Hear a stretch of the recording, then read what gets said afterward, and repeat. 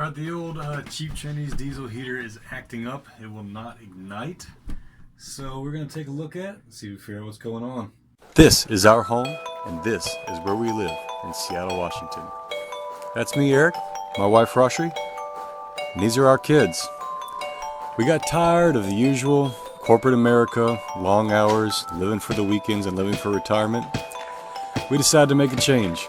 We moved out the Pacific Northwest. We cut our expenses, we cut our income, and we decided we were going to focus on what matters most. Life, experiences, spending time with our kids, spending time with our friends and family, making the most of every single day, and truly living life to its fullest. So come join us as we explore this world. It's a lot to see and a lot to do. Let's get going. So here's what's been going on with it. I don't exactly know what the issue is, obviously. We're going to dismantle it and see if we can figure out what's going on.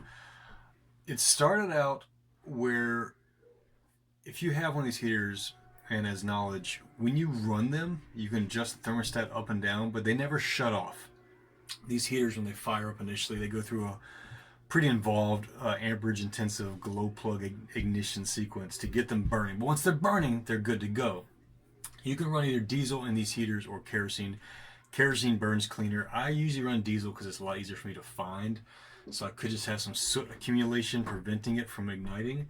But I've exhibited two issues. So the issue I thought I had was that when we shut this heater down, we'd fire it up. The fan would not spin. I'd have to manually spin it or kind of bang on the unit to get it to go. So I figured, well, maybe one of the circuits of the blower motor itself was going on. I'd tap on the circuit board a little bit, which I'll show you. And if I'd bang on it, the fan would start to stop spinning. But if I'd bang on the unit while I was igniting or while I was turning on, the fan would spin faster and faster. And boom, once the fan was spinning, perfect. Everything was good to go. So we got back from a Thanksgiving RV trip last night. It's going to be cold. We got a bunch of snow coming in here in Seattle, uncharacteristically. And my wife is hitting the button up there. I'm banging on it. Zero spin whatsoever. Finally, after 10-15 minutes doing this, it starts to spin as I bang on it.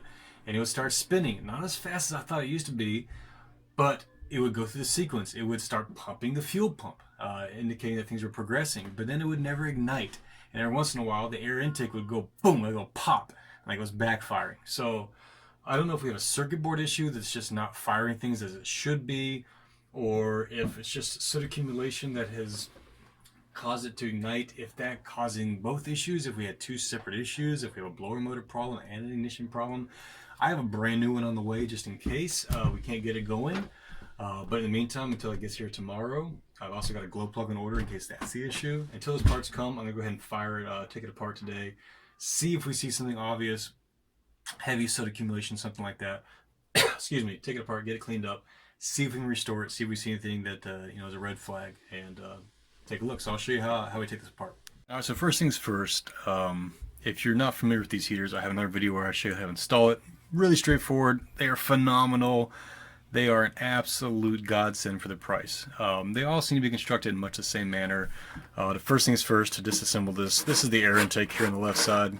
You unscrew the cap, and that allows you to pull this top cap off. I've seen some that are aluminum, most are plastic. Now, as you can see here, this is my fan that spins on the front. That's the first thing to fire up. Glow plug is right here, and then I got a sensor here. I'm guessing it's a temperature sensor, some kind of ignition sensor. Maybe that's the temp sensor, because on the display upstairs it'll show you what the temperature is. From what I understand, this is the combustion chamber. Obviously, these fins here, this just simply works as this air being pushed by all these fans, all these fins. These are to heat up.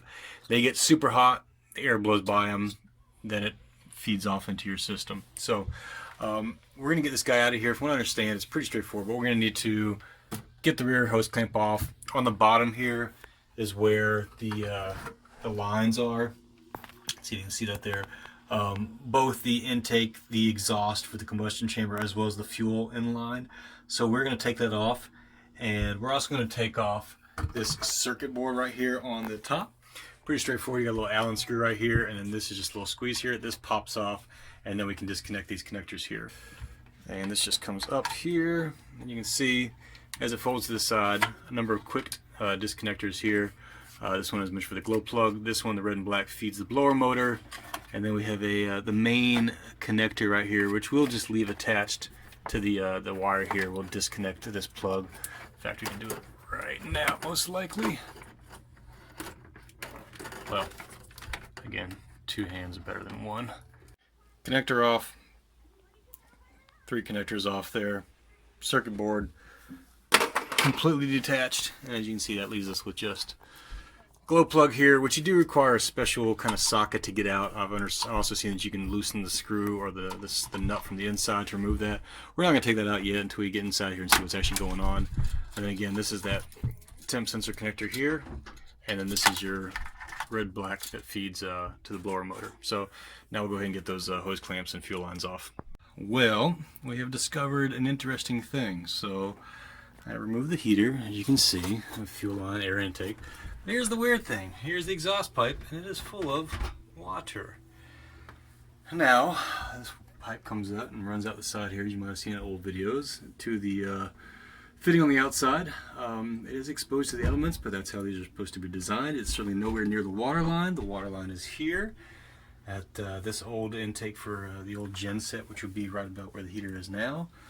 And this isn't a water-bound vessel very often, so it's not like we've got huge waves crashing in the side, which if you did, I imagine this would happen quite often. So, I don't know how water's gotten into this except for maybe during washing a boat, but that was last time a month ago, so this is a weird one. I don't know, a little puzzled, but regardless, here you go. You've got water in the exhaust. And here's the fuel line, you can see disconnected. So if I take this down here, which I'm going to need to do, and I'll let the water just kind of pour out into the bilge. You can see we've got quite a lot of water in here, and obviously water clogging up your exhaust pipe. Rubber gasket on the bottom goes right here between the unit and your mounting plate. I've noticed that on the side where the exhaust comes out, obviously high temperatures there, it is very brittle, so be mindful when you pull it off, not to compromise it too much. You can see it started to tear a little bit there, so I'd be mindful of that. Beyond that, this rest of this plastic case, nothing's attaching this case to the burner. The only thing holding it in is this end cap here, and you see this end cap is not secured by like a screw fitting like the other side was. You're just going to get a flathead in here and just pop this enough so that you can get these tabs, which these tabs right here are connected to this piece. Get them pried out and pull that whole piece out. Pop this end cap off, and then we should be able to pull the whole unit out of this casing.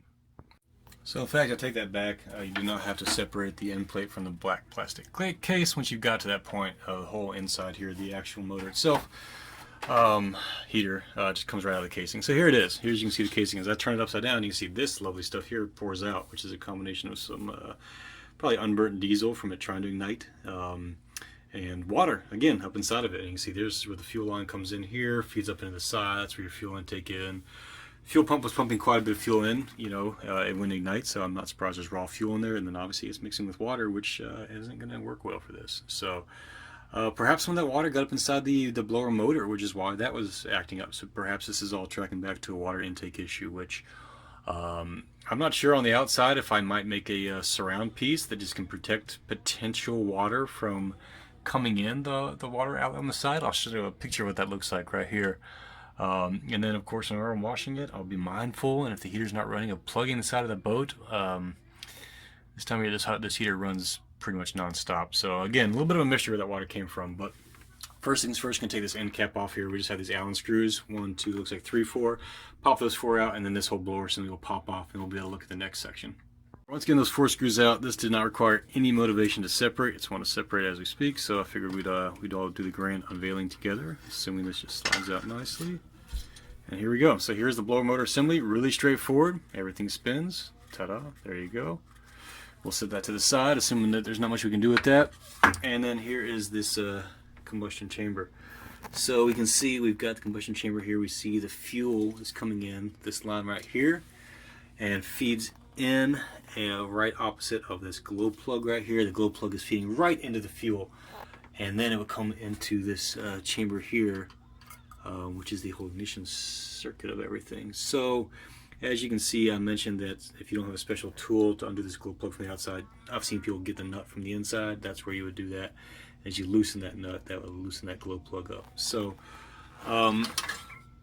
this still, obviously, here's where the water and such, the intake of the exhaust. Now the intake obviously was part of a blower assembly right there. Pretty straightforward. Air comes in, exhaust comes out. This exhaust is coming out just behind this flange here. So it looks like we got a couple more Allen screws right there. We will take those out. Looks like I need to remove that glow plug and get the fuel line out of the way. Then we'll see if we can pull that entire combustion cylinder out of there, or however that component is engineered, and see if we've got any moisture in there, etc., that we can dry out and bring this thing back to life. Put our new glow plug on, Amazon or where it might be. I've noticed that they seem to come with a special tool, and we can see here once you pull this rubber cover off, it's protecting it. There is the glow plug, and you can see it's pretty much just a small spark plug style, or just like you'd expect on a glow plug. Now the tools that come with it are designed to slot down the side, kind of like a crow's foot kind of a socket, so that you obviously don't have to thread the socket the entire length down the wire. So I don't have that tool yet. It doesn't come till tomorrow. My best bet's going to be, it looks like releasing this from the inside here, this nut, backing that off and allowing it to come out in that capacity. And then everything looks like it'll be free, that we can take those screws out and pull her out. Now to remove that grommet, to get this to slide out, this gasket around the top here has to come out. I haven't even touched this gasket, and it's already flaking apart into pieces. So that's a kind of a buzzkill for them tonight, because it means I'm really not going to have a chance to get this thing back in. So you're going to have to take that gasket off. So if you do take this apart, I'd recommend having a new glow plug. I've seen kits with the new glow plugs that come with this gasket. Of course, that's not what I ordered, so I'm going to go back and order a new one tonight. But as you can see, they are extremely brittle and just falling into pieces, breaking apart. So while you don't need to remove the entire thing, obviously if it's in one piece you would. At this point, I'm going to have to replace this gasket or manufacture a new one, or use an RTV if I can find some here on the boat, which actually I might have. Put that on there, let it harden up a little bit, and clamp it together, let it set, and then fire it up. Obviously looking for a high temp seal there, a high temp gasket. So here is that glow plug. Actually found it to come out pretty easily, just required a slight breaking it free. I mean almost finger tight. And it pulled out. I see a little bit of accumulation on the end here that I'll wipe up. It doesn't look bad though, so I don't see any reason why this glow plug would be failed. But now I'll be able to get those screws out and pull that guy out. Alright, those 4 screws out. Another one that's coming pretty easily here, so we'll access this together. As you can see, some fuel in there, unburnt. Actually not a lot of soot accumulation. Not the cleanest in there, all things considered. Wouldn't be surprised because of the water, but actually looks fairly good. So we're gonna get all this out of here, get this oil cleaned out, all this unburned fuel, get this guy all cleaned up. Being pelted by lots of little ice balls. It's been a weird weather night. Might be another weird weather night coming on. Hey look, Delica, Pajero and Delica. Alright, goodbye. Alright, so first off, I'm up here in Bellingham today, right below the Canadian border. We're doing some work on work boats. It is cold, it is full and sunny, but it was a lot of sleet last night. The docks are completely iced over. So as I started to say, theory that's linking all these issues together. The water in the exhaust, obviously, getting water inside the combustion chamber, not good for things. That water blocking the exhaust path would explain why my fan was having a hard time spooling up, because as it spools up, it has to suck that air in. It's got nowhere to suck it out, so it's kind of a back compression on that fan, keeping it from spinning up. That would explain why I was having issues with the fan speed. And then the combustion relies, especially on startup, a combination of that fuel, the glow plug, high velocity. That fan really spins up to get a lot of compression to get that fuel to ignite. Where that fan couldn't spin up because of the water in there, it could not combust, could not compress and that fuel enough, the diesel, to get it to fire off, which is why I was getting a no ignition. So everything's tracking back to the water in the exhaust, which is good. I always like to find a way to link everything. I got all the old gasket material, the green, all around here, all scraped off. Even hit it with a little bit of wire brush and a little bit of sandpaper just to make sure. And I was trying to chisel. You see, it makes little notches in the metal. it's going to be okay, because when this isn't a combustion chamber, this isn't high pressure, not to mention that gasket sealant will help kind of fill that out. So this one I'm using here, it's a gasket maker, goes up to high temp, that's all you need to know. Got a little nozzle here, I'll put on the end of it.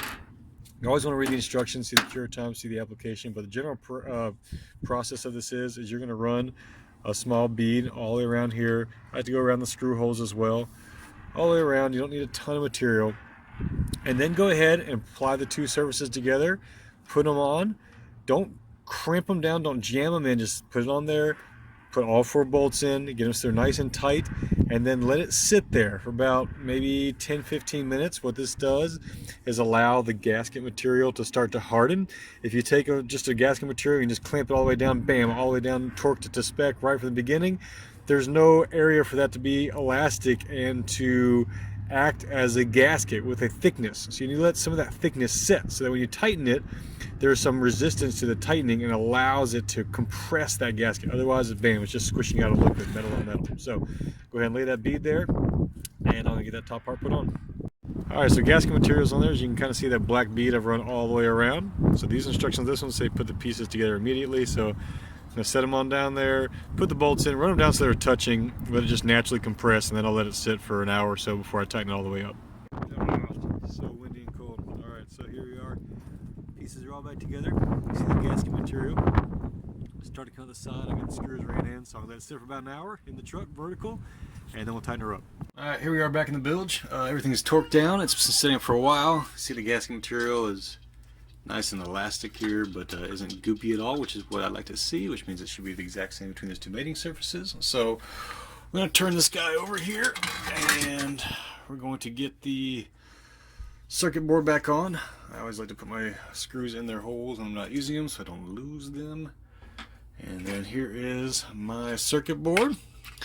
A little difficult to film while I do this as well, but we're gonna go ahead and get these 3 connections here all clicked back in, and then I'll get her screwed down. I got the wires clipped back in. One interesting note is all these match up with these connectors to the same number of terminals on the board as the pins, except for this one here, which is a 3-pin adapter. As you can see, it only has a 2-pin style. But if you look at the wires, you'll see that the 2 wires are on one side, so you're simply going to lock it up so that the connector is going in on that right side, right there, snapped in. It's going to hang out a little bit on the left side, or on the right side, however you look at it, but that's just how they designed it. Alright, got the board screwed down there. Got my connection coming out the side here. We'll run that rubber grommet into the case, let it line up nicely right there, sealing all those places air can go out. Remember, this whole thing is an air chamber that blows heat. Just sets down nicely inside the case, really simple. Then you can take your top cover here, kind of line it up right there, fits in nicely, push it down, the front will match up, and then you're just locking it all together. You got it there. Now we're going to go, and from the bottom, we've got the 4 nuts on these bolts here. Going to get this in place, probably tighten up those hose clamps while it's still loose, and then get those nuts on those screws, hold it in place, check it one more time on the water on that exhaust, make sure everything looks good, and then we'll fire her up. She is back installed. As you can see underneath, I have got my fittings in there, got my exhaust, my intake, and the fuel line back up there where it should go. I've taken the time to go through and just check all my exhaust fittings, make sure everything's nice and tight, get my fresh air intake where I like it. At this point, I'm gonna have my wife up top, hit the on switch, and we'll watch it go through the boot up cycle here, and then I'll do it one more time later, filming the controller so you can see what's happening as well. All right, ready? I'm just turning it on. This fan starts spinning. Whoa, hold on a second. Turning it off. Alright, so it would appear I have backtracked here, and I did. When she went to fire that on, you guys might have already known why it wasn't going to work. Fan didn't start spinning. That didn't surprise me too much. I've had those issues in the past. What did surprise me when I stuck my fingers in here to spin it, and it was locked tight. So let's have a lesson now on gasket maker material.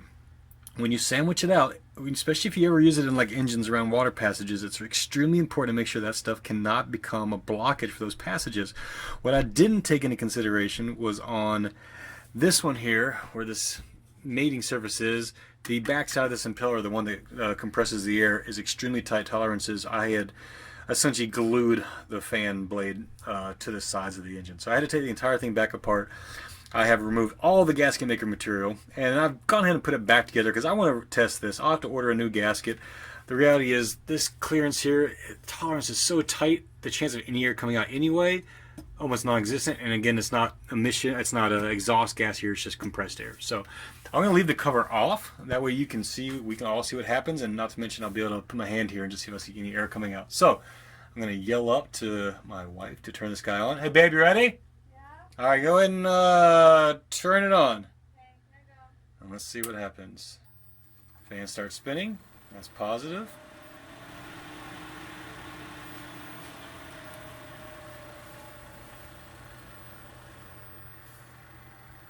And the airflow I feel is around here.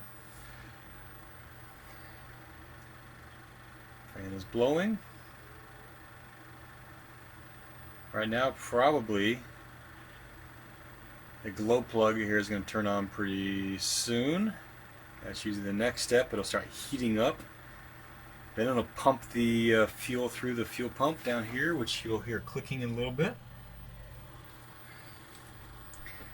You might get a little bit of smoke off of some of the chemicals and the carb cleaner I had around where the glow plug will be. Is the glow plug on? I think so means yes. So it should be heating now. Pretty soon. You should hear that pump start to click.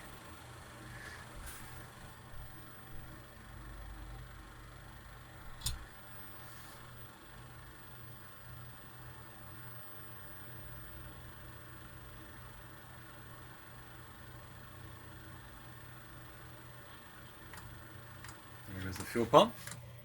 So it's liking what it sees so far. Fuel pump is clicking.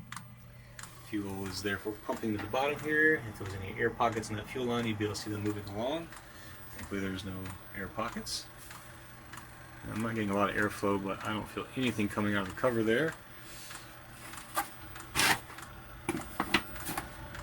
Narrow the fan. Oh, that's a good sound. That sounds like, yep, you hear that exhaust noise? Oh yeah. There we go. We're getting burned for a little bit, and it went out. Might take a couple cycles here. Let's see if we can try this. Oh, there it goes again. It's burning. It is ignited.